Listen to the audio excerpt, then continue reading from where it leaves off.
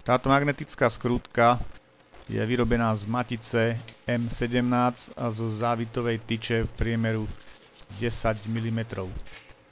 V matici je vsadený magnet hrúbky 2 mm, ktorého sila je vyššia ako 1 kg. Závitová tyč má v sebe vrtanie v priemeru 6 mm,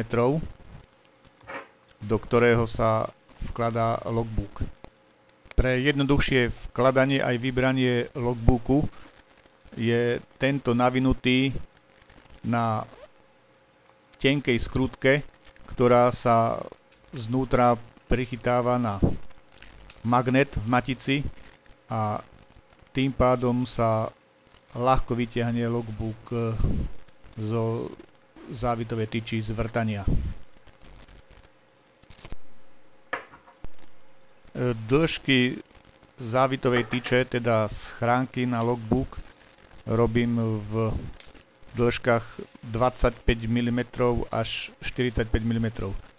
Taký najštandardnejšie je tých 30 mm. Vo vnútri matice je gumené tesnenie a niekoľko hotových kešiek som skúšal aj pod vodou, boli vodotesné.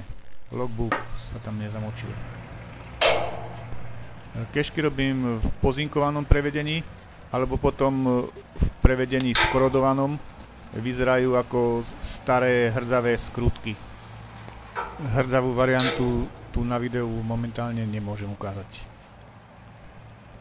V prípade záujmu takéto magnetické mikrokešky mi môžete zavolať na telefón 0948 02 06 09.